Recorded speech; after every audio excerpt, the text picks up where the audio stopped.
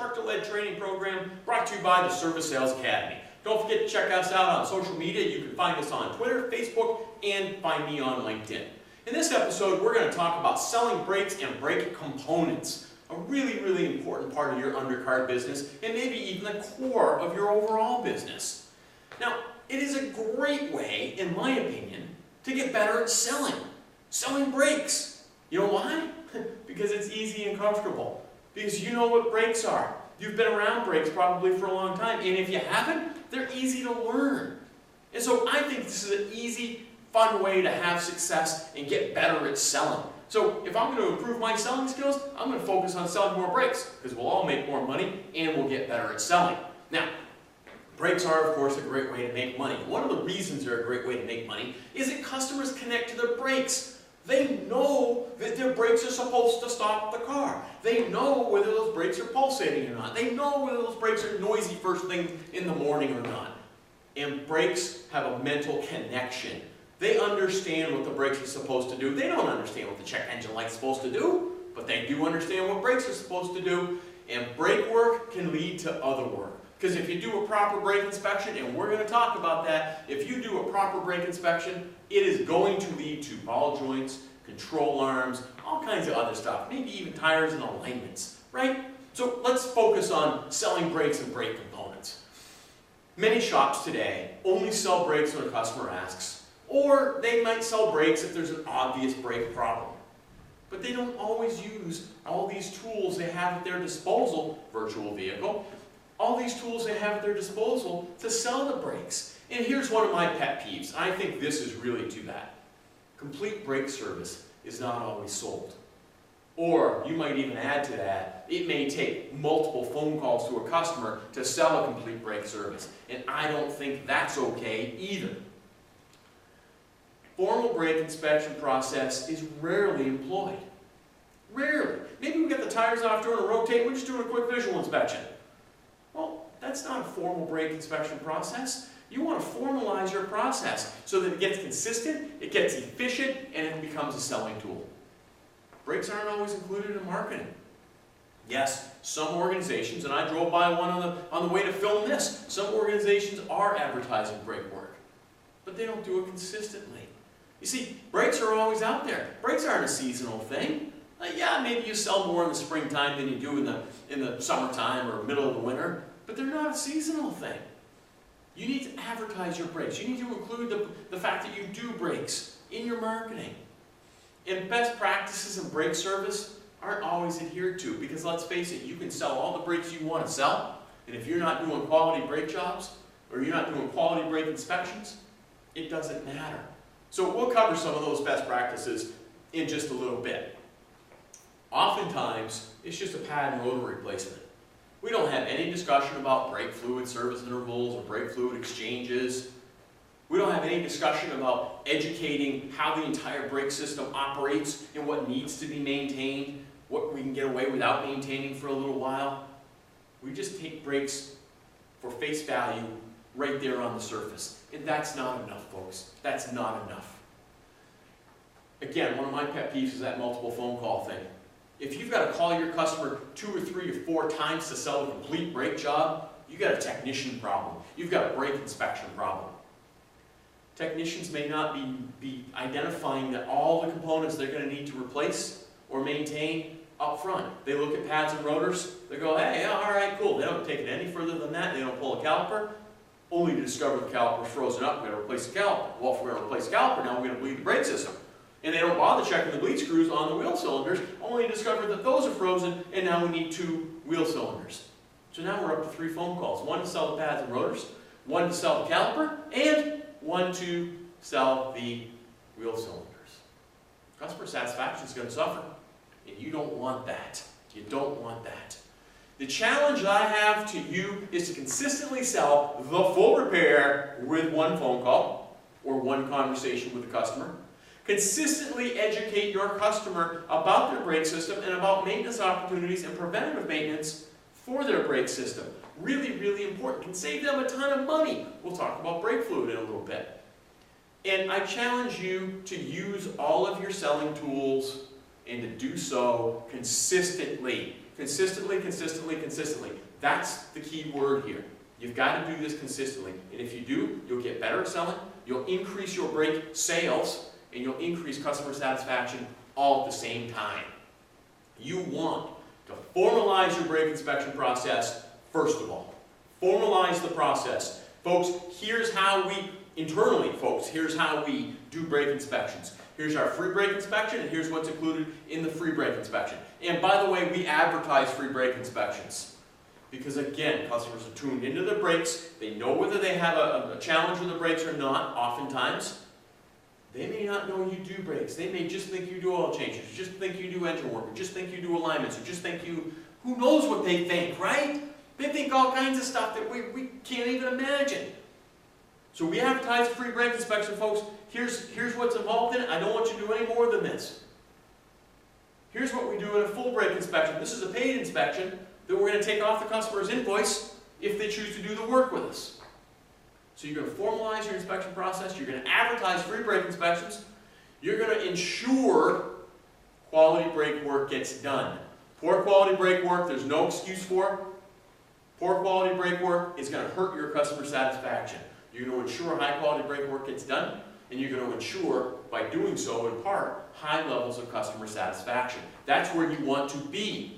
If you can get yourself there, you're going to have a higher average repair order for your brake sales. You're going to have stronger brake sales. You're going to have stronger customer relationships because you're taking care of the customer. You're taking care of their baby. You're taking care of one of the biggest investments that they'll ever make. It's not much of an investment now, is it? You're taking care of one of the biggest cash purchases. Oh, no, they probably didn't purchase it. You're taking care of something that is really, really important to them, that costs them a lot of money, no matter how it got purchased. And because of that, you're going to have higher customer satisfaction. Your technicians with a formalized brake process and consistency in all of this are going to have better work habits. They'll be more efficient, and they'll help you sell more. That's your benefit. Now, if you're going to get there, first thing we want to do is we want to examine your advertising and selling tools. How are you letting customers know that you do brake work, that you've got a free brake inspection? So we'll examine your marketing and advertising and your selling tools. Very, very important. They go hand in hand. Secondly, you've got to formalize that brake inspection process. And lastly, understand what's involved in the big picture in satisfying customers during the brake job and after the brake job. Okay? Really important. Now, step one. Let's take a look at your sales tools. What are you doing? You got to know what your sales tools are. What selling tools do you utilize? Are you fully utilizing all of the tools? Do you have a full-time brake inspection special that you're just running all the time? Again, why would you want that? Brakes are similar to oil changes. Customers understand brakes. They understand where they need work done when it comes to brakes. Just like they know they need an oil change. They understand that the brakes may need work. The point here is that you want customers knowing that you offer a free brake inspection because they're connected to it. If you do a free brake inspection, it will oftentimes become a full brake inspection. Customers love free. I know you don't like free. I get it. I understand. But customers love free. You want to advertise a free brake inspection. And if you can identify the best selling tools that you have, you're going to get better at educating customers. So when they come in for the free brake inspection, that then becomes a full brake inspection, you've got your best selling tools at your fingertips that you're comfortable with to educate the customer and sell from that full brake inspection, the paid brake inspection. Now, here's what I'm talking about. Your free brake inspection has to be free. Customers love free. They love it. You love free too, just not at work, right? You love the free samples in the grocery store. You love the free whatever offers you get in your email. Free stuff. We all like free stuff. Who doesn't like free stuff? Customers love free stuff, especially when it's something they know a little bit about, like brakes. They know brakes are important. And so if you're offering a free inspection on something that's important, that's pretty cool. I'm all for that. Free brake inspections will actually drive car count. Just try it. Put one in your email advertising next. Or put one out on the sandwich board that you've got out front of the shop. Or I know a guy that painted it on his building. Free brake inspections. Every time you drive by, it says free brake inspections, free brake inspections. Boy, they must mean they painted it on the building. Customers love free. You can use the free brake inspection to fill in times of the year when you're wondering what to advertise. Maybe there's a certain time of year, I don't know, we did cooling system flushes, we've done tires, we've done alignments, I don't know. Free brake inspections. They're good any time of year. You can always put them out there. Like I say, you can paint it on the side of your building, it's that good. Use it as either a consistent marketing piece, painting it on your building, or a tagline, similar to painting it on your building. Put it in all your communication.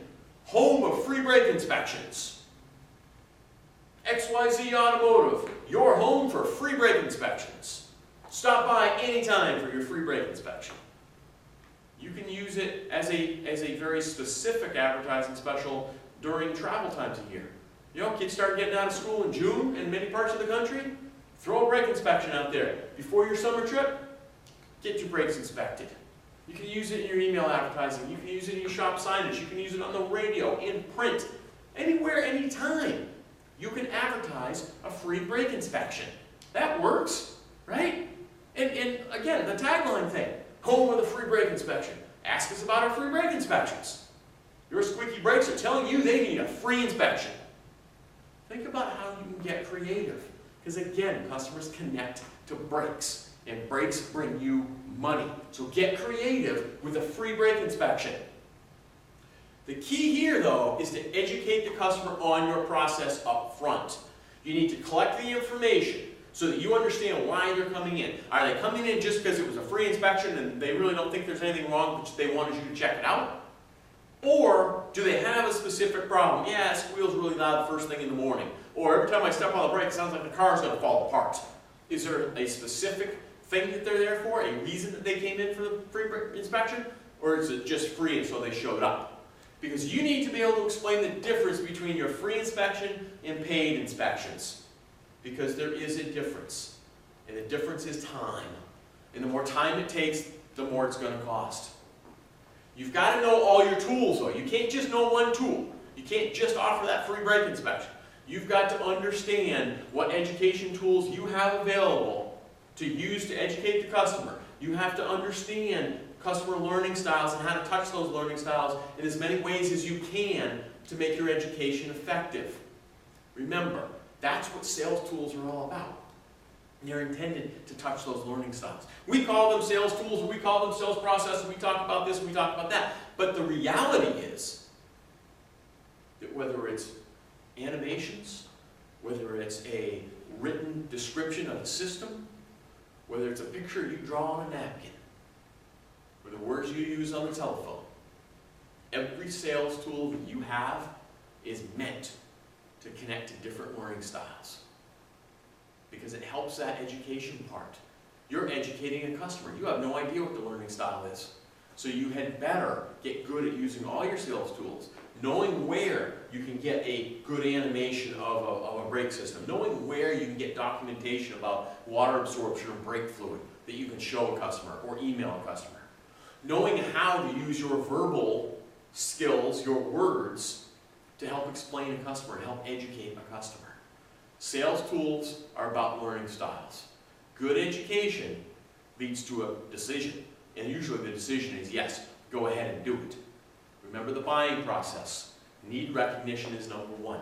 Need recognition. If they don't recognize the need, they're not in the sales process. I'm sorry, they're not in the buying process, and therefore your sales process may or may not do you any good. Good education leads to need recognition, which ultimately leads to making a decision. Your selling tools, from my perspective, your inspection form is your big one. Your courtesy inspection form is your biggest and best sales tool. Learn to use it consistently. We'll talk about that in terms of just brake inspections in just a minute. Visual aids, what do you have? Do you have old pads, new pads? Do you have animations? Are you using virtual vehicle? Or something similar where you can show the entire brake system, or show what happens when the lateral run out of a brake rotor is off and the customer steps on the pedal and it shakes. You've got test results. You've got fluid comparison charts, or fluid comparison trays, I should say. You've got manufacturer recommendations in terms of preventative maintenance, maintenance intervals, things like that. These are just some of your selling tools. Identify what you have that you're really good at, get better at it, and then identify what you don't have, and see if you can acquire it. The inspection form, again, I think, personally, is your best, most important relationship building tool with a customer. All right? It's a huge sales tool. Because again, if it's used right and it's used consistently, and that's the whole key, you've got to use it consistently, then you will see some of these brake system things coming. You'll see some of these brake components that you're going to have to sell coming. And you're preparing the customer ahead of time for the fact that they're going to need to invest some money in their automobile. Now on that inspection form, one of the tools you have are brake pad measurements, or shoe measurements, or brake rotor measurements, or drum measurements. You've got actual numbers, because you can take those actual numbers and compare them to factory specifications. Now maybe I have no idea what a millimeter is, but if you tell me I have 1 millimeter left and the factory says that I should have 8 millimeters, I know that's a big difference. And little is probably not good when it comes to brake pads. And so I don't have to know a whole lot about measurements for it to be an effective selling tool. That inspection form also helps you educate on what is brand new, what is worn, and what needs replacement. And that's the green, yellow, red columns, essentially, right? If it's new or like new or doing really, really well, we check it green. If it's getting worn or moving towards it, we're going to have to think about this pretty soon here, we move it to yellow. And when it's flat, worn out, and it needs to be replaced, we move it to red. That's basically what we're talking about here, red, yellow, green. Now, I'll show you some match standards, but I would consider using the Motorist Assurance Program standards to sell brake work, because it's plain English that customers can understand in terms of what is required to be replaced and what is recommended to be replaced. They define the recommendation. They define the requirement. And it's a third party. Third-party affirmation works really, really well in selling. It's not just your word, it's somebody else's word. Remember some rules to using your inspection forms. You're only going to be able to maximize the benefits of the inspection forms if they're used consistently or when they're used consistently. That means that every single automobile gets a courtesy inspection every single visit. Every time the car comes in, you do a courtesy inspection and you review the courtesy inspection sheet with the customer. If you do not, if that car comes in at 5,000 miles and doesn't get an inspection, 10,000 miles, no inspection, 15,000 miles, no inspection, your people, your technicians, and your service advisors are getting out of the habit of the courtesy inspections. Until one day the car comes in at 90,000 miles and somebody goes, hey, I bet we can sell some stuff on this thing, and they write it up and it's $4,000 estimate. Now you just whack the customer over the head with that inspection form, and that's not what you want. You want consistency. You want to prepare that customer for future sales. See, here's the neat thing about courtesy inspections. You check those green boxes all the way down, that first 5,000 miles, and then the first 10,000 miles, and the next 15,000 miles, and the customer sees green, green, green, green, green, and you can look them in the eye and say, Mr. Smith, you are doing a fantastic job maintaining this vehicle. You are all set, good to go. Everything here is green. Keep up the good work. We'll see you for your next oil change in 3,000 miles. I've got you down on February 3rd for your next oil change. We'll send you a reminder. Now, at 30,000 miles, when Mr. Smith comes in and that pad or the shoe or whatever may be getting a little bit worn and we move it over to yellow, now it's the customer preparing themselves for it. You see, they've heard again and again and again, you do a great job maintaining your vehicle. Look, they're all green. This time, you're doing a great job maintaining your vehicle. We've just got one thing we need to keep an eye on here. Look, your brake pads are getting a little bit low. Whoa, hey, that's yellow. That should be green, shouldn't it? Well, get that back over there in the green column. We'll take care of that thing.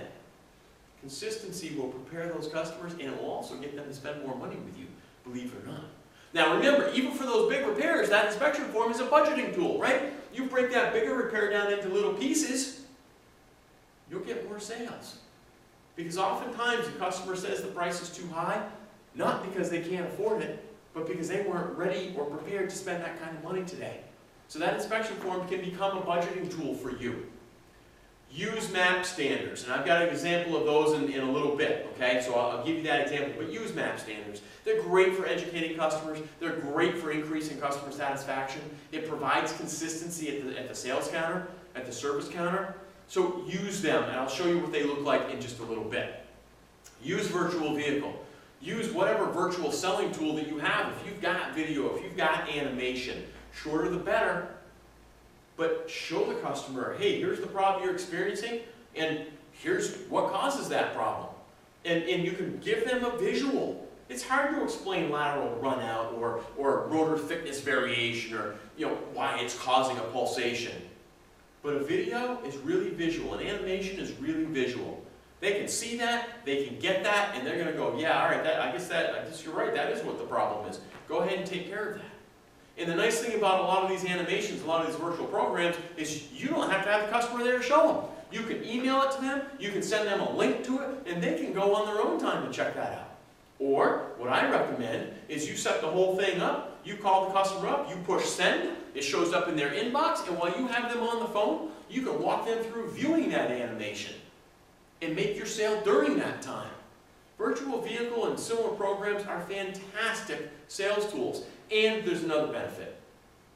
Showing customers that you utilize technology gives them confidence. And with millennials, that's really, really important. I saw some statistics recently that in the insurance industry, customer satisfaction went up the more technology was employed to engage customers.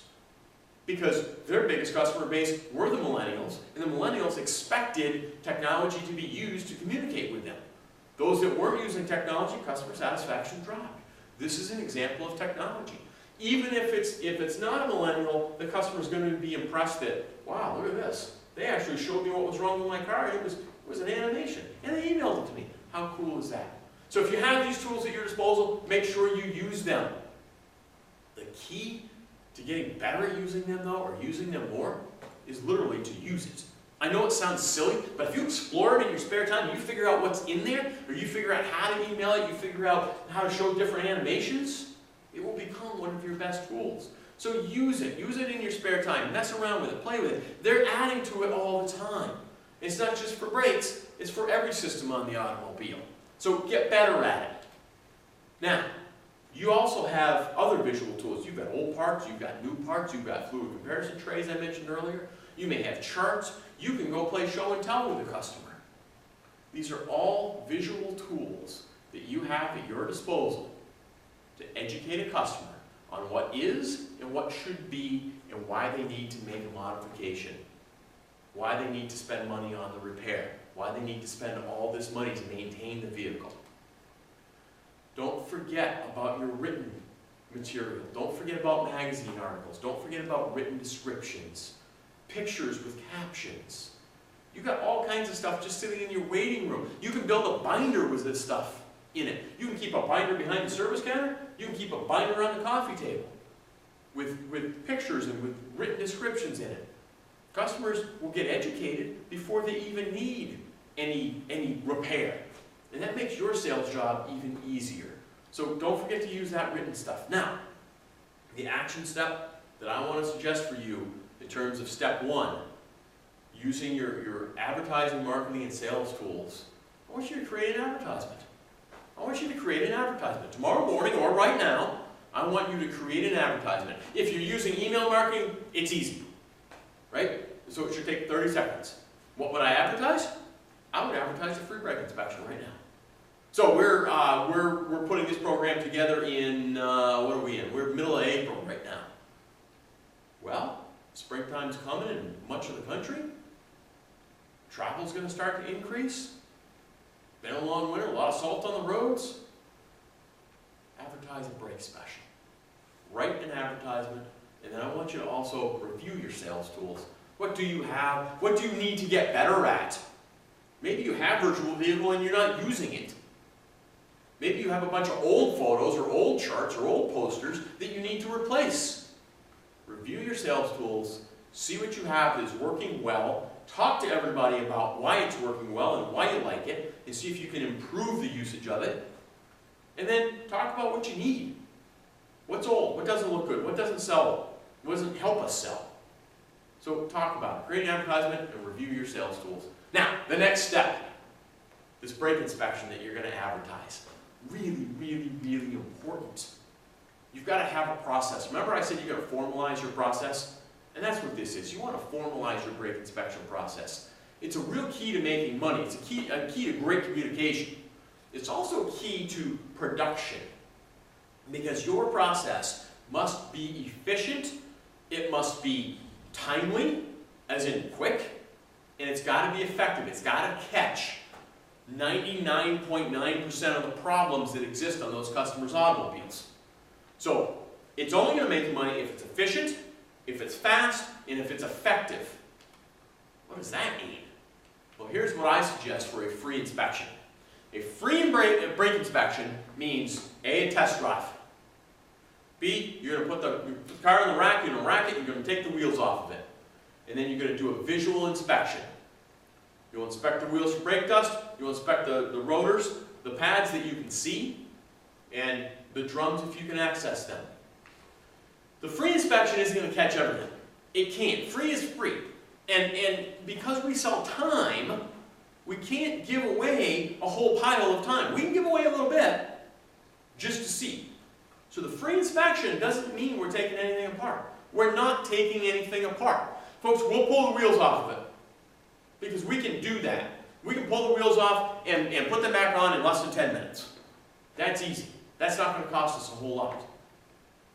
What we want is the customer touch. We want the customer saying, hey, free inspection, I want to go in there for a free inspection. Okay, ma'am, great to see you today, Mrs. Smith. I understand you're here for a free brake inspection. Just so that you understand what that includes, we're going to take it for a quick 5-minute test drive. Technician's going to bring it in, they're going to remove the wheels. They'll take a quick visual inspection of the wheels, and they'll take a quick visual inspection of the brake system. We're not going to diagnose anything. We're not going to take calipers off, or if the drums don't come off easily, we're not going to remove those. It's literally a test drive and a visual inspection with the wheels off. Then, we're not going to measure. Again, we're not going to take drums off. If they don't come off easily, we're not going to take those off. We're not going to remove calipers. That means that we may not be able to see brake pads. We're also not going to test brake fluid. Look, you can argue with me on the last point. If you want to include the copper content test strips as part of your free inspection, fine. Go for it. You can get the jar test strips. It's easy enough to access the fluid. You dip it, you compare it to the chart, that's fine. You want to include brake fluid testing in that manner as part of your free inspection, go for it. I got no issues with that. But the stuff that takes time, removing calipers, removing fussy drums, taking measurements, that type of stuff, I don't want you doing. I don't want you doing that. It's a free inspection. Now, Mrs. Smith, so that you understand what our free inspection includes, it includes the 5-minute test drive, it includes bringing the vehicle in, removing the wheels, and doing a full visual inspection.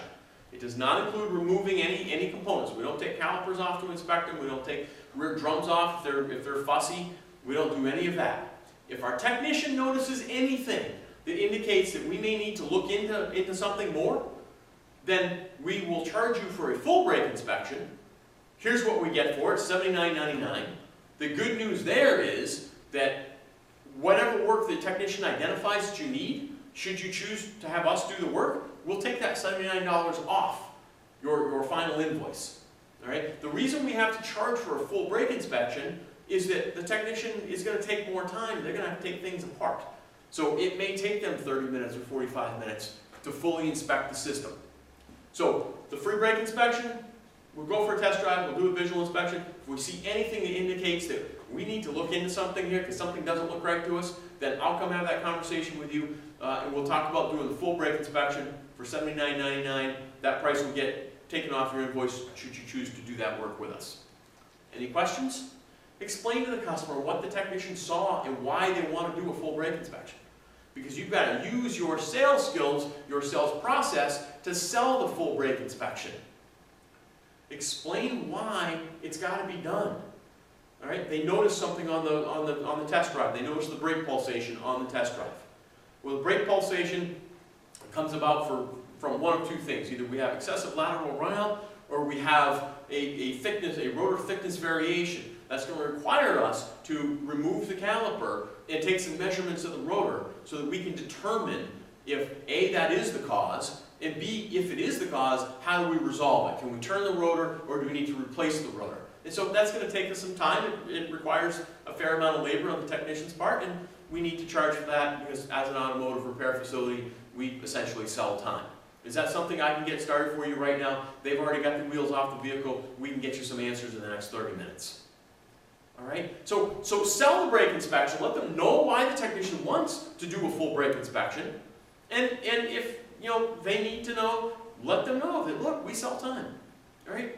I got to pay my technician to do this, therefore I've got to collect from the customer to do this. The paid inspection, it takes more time. And again, I got to pay the technician. Most vehicles, so that you know, most vehicles are going to require full inspection. There's a lot of vehicles on the road now, you can't see the brake pads without removing the caliper. You're not going to remove a caliper on a free inspection. Your shop sells time. Very important. Free inspections have to be short, effective, and efficient. And really, the job of the free inspection is to get to the full paid brake inspection. The full inspection means taking calipers off. It means removing the drums, no matter what it takes to remove them. It means inspecting the brake fluid. It means taking measurements. It may mean taking pictures. When you sell the full brake inspection, remember, your job is to create the need recognition. Right? And the customer came here because they saw free. They had some perceived need, like my brakes aren't right, you're doing a free brake inspection. Okay, now the next step in need recognition is that we've seen something that requires further investigation. We can't get to that component to inspect it, or it's going to take us time to measure that component. It's going to take us time to diagnose this ABS light, or whatever the case may be. And so you need to create the need recognition that, because of the time involved, we need to charge for that, and here's what it's going to cost. Now, you can use pictures, you can play show and tell, you can use video. If the customer's not there, pictures and video are awesome. Virtual vehicle is awesome as well. This is just to get to selling the brake inspection. We're not talking about selling the brakes yet. This is just selling the brake inspection, right? Use your tools to sell that brake inspection. Now, the good news, Mr. and Mrs. Customer, is that although the full inspection will cost $79.99, should you choose to do the repair work with us, I'll take that right off your final invoice. So what do you have to lose? Let's go ahead and spend the $80. Let's find out what's going on. I'll let you know how much that is. If you choose to do the work, I'll take that $80 right off that bill. Okay? Now the actual process. Use Use a documented test drive route. Document it. You've got to pay attention to this though. You've got to put some effort into this and some thought into this. Where can we get the vehicle up to at least 30 miles an hour? So that we can have light braking. So that we can have hard braking from 30 miles an hour.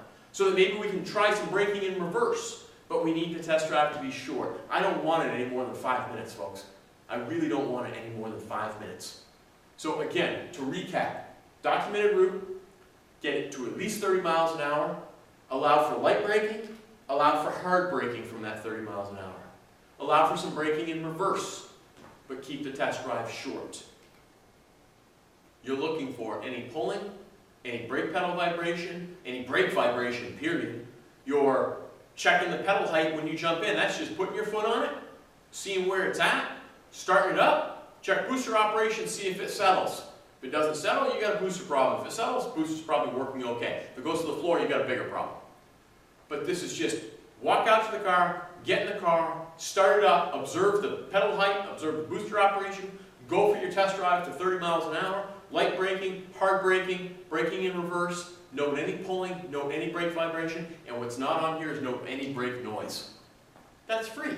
But look, you've got to be aware of how the customer drives. Right? How does the customer drive? They don't drive like you and I do. I don't drive like you do. You don't drive like I do. We don't drive like the customer drives. And so how do we really know how they drive? We might make an assumption that an 83-year-old woman is going to be a light braker and she's not going to drive real fast. You might be really, really wrong.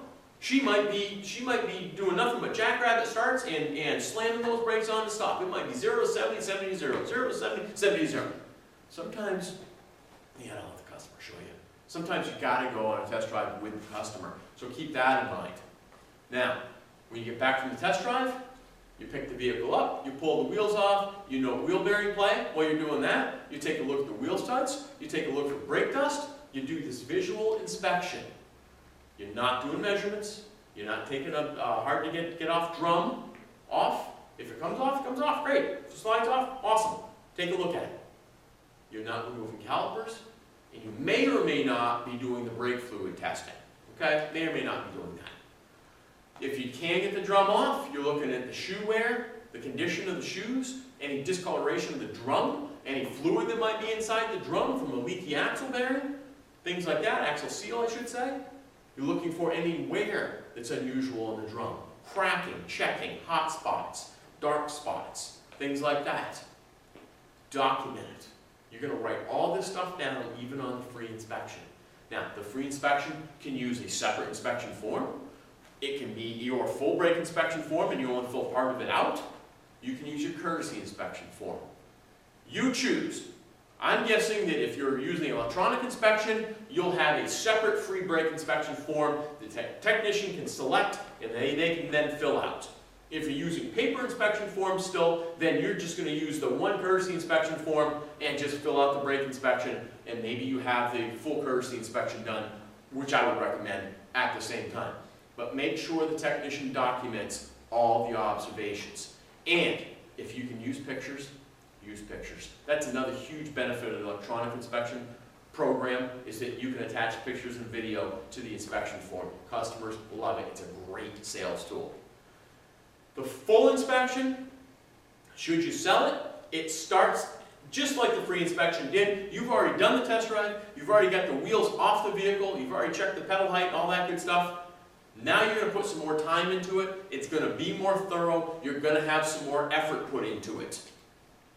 Again, you rack it, you pull the wheels. That's already done. It's already done, it's part of the free inspection. Now you're going to pull the calipers off. And you're going to pull the drums off, and that's going to take you some time. You want to know if that caliper piston is frozen or not. You want to look at the condition of the caliper slides. You want to get that drum off so you can actually see what's going on inside that rear brake. You're going to measure pad thickness. You're going to measure shoe lining thickness. You're going to take your dial indicator out, and you're going to maybe take your micrometer out, and you're going to measure rotor thickness variation. There's a fancy word. That's the #1 cause of brake pulsation. Everybody thinks it's lateral runout. It's not, folks. It's rotor thickness variation. It's the thickness of the rotor as you go around the rotor changing. Causes the brake pads to do this. Causes the pedal to do this. Okay? We think it's lateral runout. It's really not, though. All right? Two different ways to measure it. The technicians are going to measure that. They're going to measure shoe lining thickness, drum conicity, drum out around. These are quick, easy measurements that they can take. And then I want you to test the brake fluid. Really important. Really important. Great sales opportunity there. Inspect the brake booster operation. You've already done this on the test drive. That was easy. You're going to inspect the shocks and struts for leaks or being worn out, because that affects the braking, doesn't it? You're going to inspect suspension components. Maybe you notice some clunking or banging on the test drive. Maybe you've got some worn control arm bushings. Maybe you've got a ball joint that's coming apart. Maybe you've got a tie rod end issue. Maybe you have an opportunity with tire wear for an alignment and 4 tires.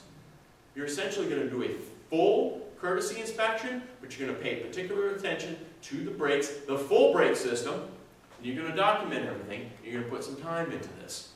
Now let's talk about the brake fluid thing for a minute, okay? The brake fluid exchange, I think, is really, really, really important. It's an underutilized operation in terms of sales. Some manufacturers, they get it on the preventative maintenance charts, some don't.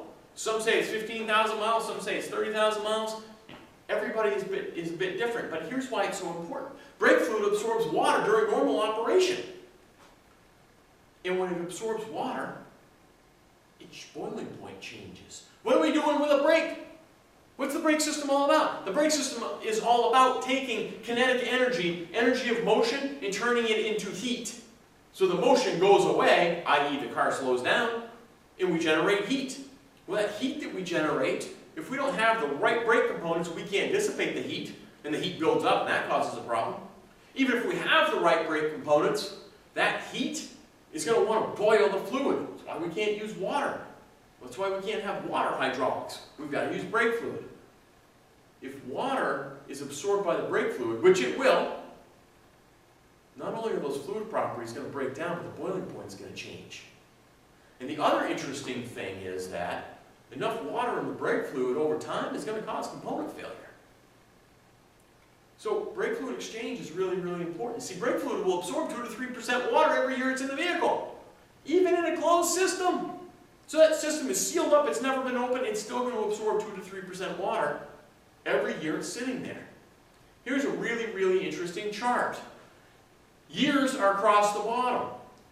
I'm sorry, the percent of water absorption is across the bottom. And you could also equate that to years. And the boiling point is on the left-hand side. When your vehicle is new, it's got no water absorbed. But after that first year, it's already absorbed 2 to 3%. And look what it did to the boiling point. The boiling point went from somewhere north of 500 degrees to somewhere right around 400 degrees. 100-degree difference in boiling point. It's going to boil 100 degrees sooner than normal. Well, what happens when you get out to 3 years? Or 4 years, or 5 years, or 10 years? Your boiling point could cause a problem. And if you boil the brake fluid, you create compression of that gas.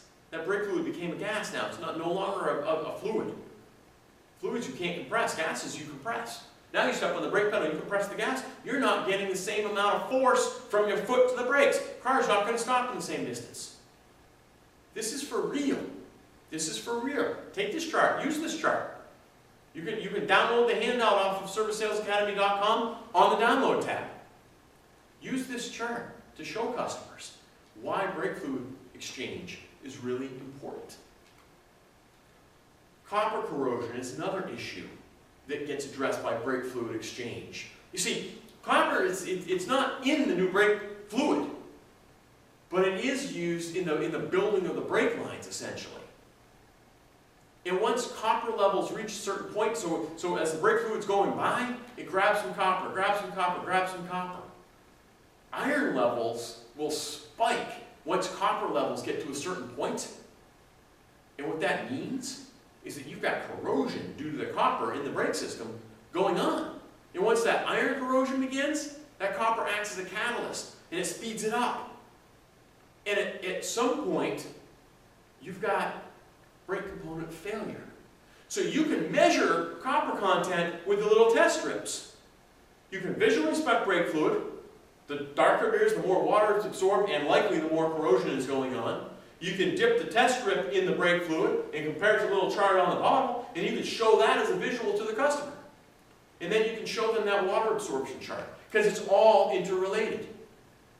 You get enough corrosion going on, you'll end up with ABS problems, which is a big problem. So you want to do brake fluid exchange. You want to do brake fluid exchange. Document all of this. Document all this. If you can use photos, if you can use video, if you can use just your inspection form, that's fantastic.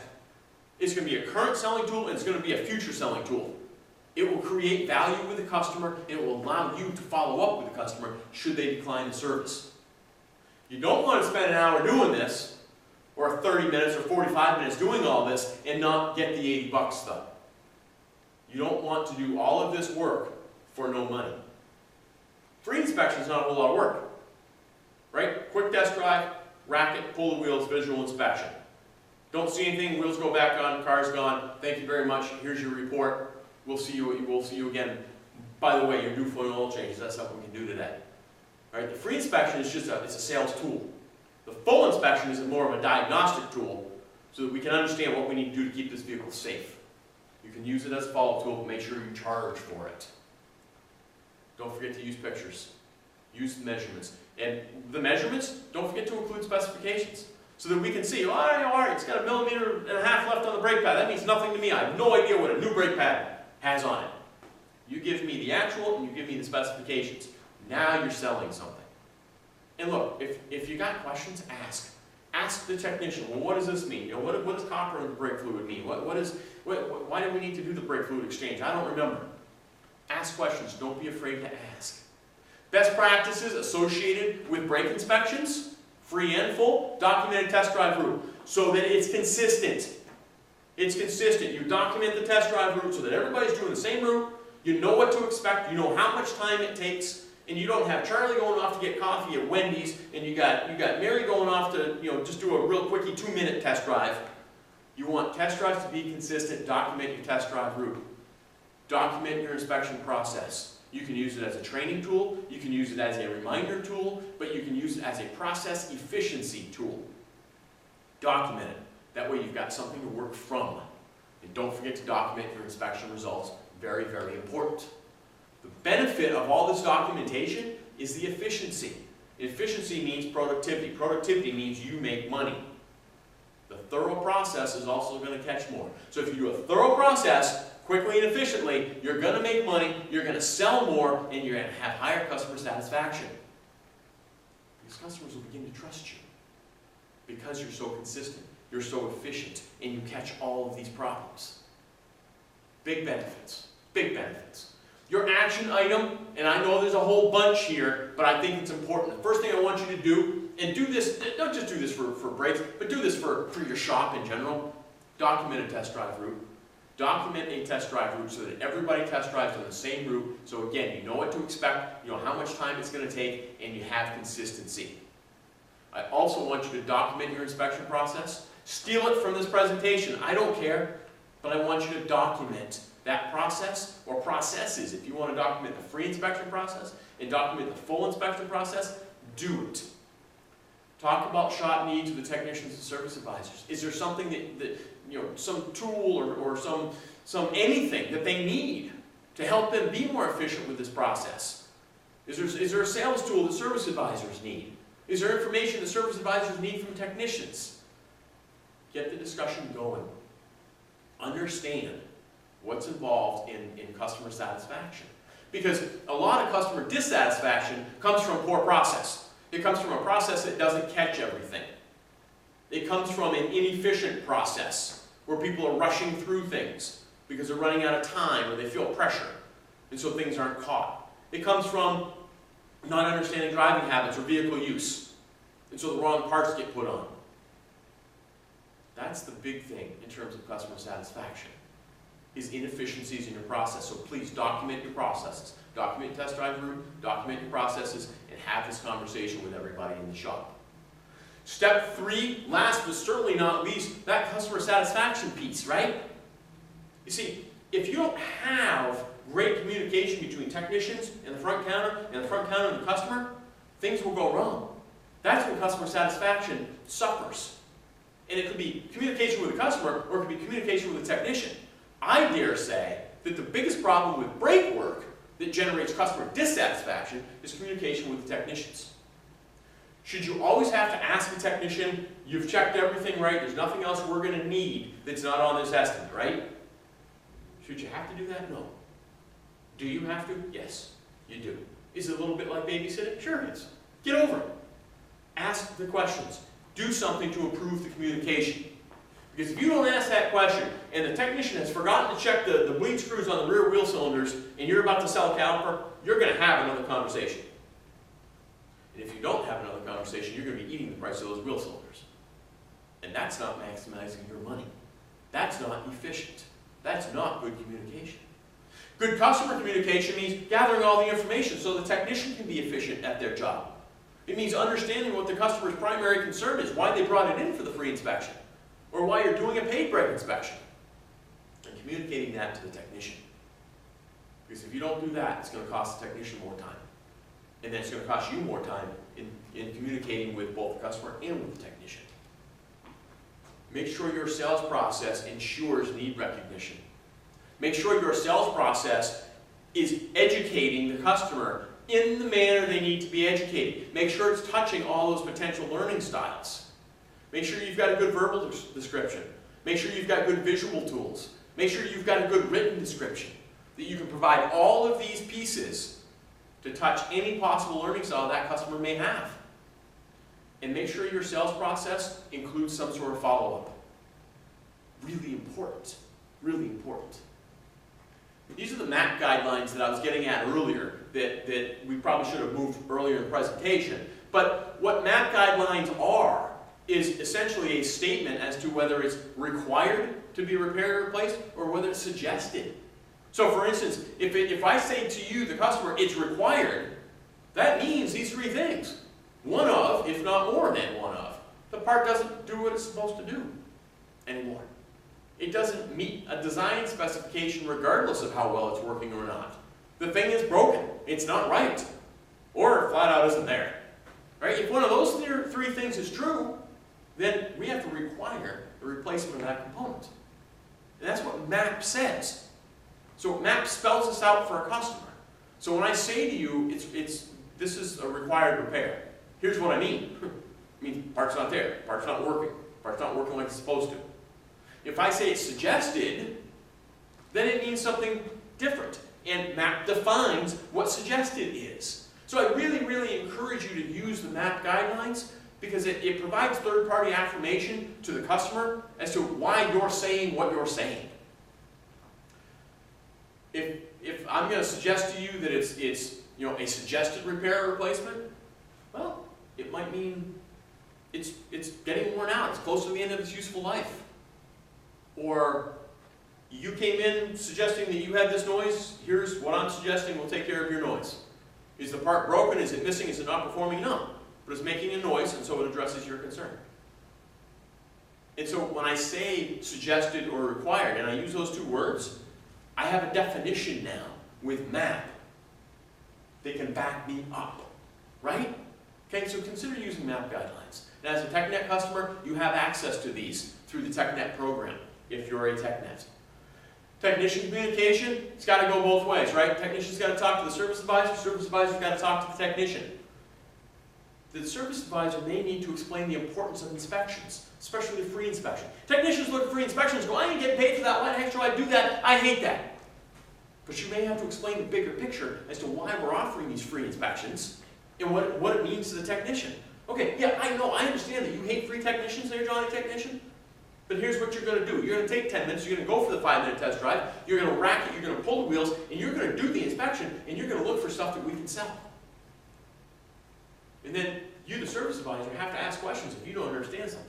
If you don't understand why it's needed or why it's broken or why it's being recommended, ask questions. If you don't understand how it works and you think you've got to explain that to a customer, ask the technician. Ask those questions. And when I say ask check and balance questions, here's what I mean. You inspected everything, right? We don't need anything other than the pads, rotors, and 2 calipers, right? No wheel cylinders, no drums, none of that stuff. That's all good, right? You know what? I better check the bleed screws on those things. That's a check and balance type situation. Should you have to do it? No. In the perfect world, you don't. But in the real world, you do. So get over it and just do it. You don't want to have multiple conversations. The more conversations you have with the customer, the less trust you're going to build with the customer. If you can have one sales conversation, that's what you want. But you've got to get an accurate estimate if you're only going to have one sales conversation. So do everything you can do to make sure that first estimate is accurate, and then you can have one sales conversation. The technician's expectation is that they are thorough, that they are diligent, that they're efficient, that they notice everything, that they document everything. That's my expectation, because that leads to quality. When they're done, I expect every brake job to be test-driven. And that test drive is probably going to be longer than the initial test drive.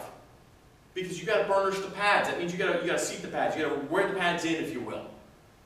It's also going to ensure quality. It's going to ensure that we don't have a brake vibration now that we didn't have before. That we don't have a pulling concern that we didn't have before. That we did fix the customer's initial concern, what they brought the vehicle in for. Really important test drive. This is a longer test drive than the initial test drive, because you're doing more during this test drive. Every job gets the quality control process, whatever it is for you, but please make sure it's documented. Document your quality control process. If you don't have quality, you've got nothing. So make sure you have a quality control process that's documented, that everybody understands why we're doing it and what we're going through, and then somebody should sign off on that. Usually, it's the front counter. Somebody on the front counter's got to sign off on that. Okay? So everybody gets quality control process, every vehicle gets test driven, every vehicle goes through the quality control process. That process is documented, and that process is signed off at the end of the day. Best practices associated with customer satisfaction, that quality control thing. And the communication. Do what you've got to do to get to quality. communication. It's got to be constant and it's got to be consistent. Really, really important. Your action steps to get higher levels of customer satisfaction with brake jobs: schedule a shop meeting, talk about why you're advertising free brake inspections, talk about what that free brake inspection is, and document your processes. Document the processes, document the test drive before you go into the meeting, and then use the meeting to make those modifications. Get input from technicians, get input from the people actually doing this. Make those modifications. That creates a buy-in, and then you're going to have efficiency, you're going to have diligence, and you're going to have quality. The 3 steps to selling brake and brake components: examine your advertising and selling tools, formalize that inspection process, and understand the bigger picture involved in customer satisfaction as it relates to brakes. And that includes the importance of a quality control process and your documented test drive routes. If you do so, you will sell more brake work, you will build better customer relationships, and you will create more efficiency. Folks, I hope this program did you some good. I hope it was at least thought-provoking. I hope you go and do something with it. I'll stick around if you have any questions. Our next class is on Thursday, April 28th, and it is titled Maximizing Space Available. The slide says 6 p.m. It's really at 7:30, all right? So I hope to see you there on the 28th at 7:30, and we'll talk about getting by with minimal amount of space and doing the best you can do with it. Until next time, keep up the great work and never stop learning.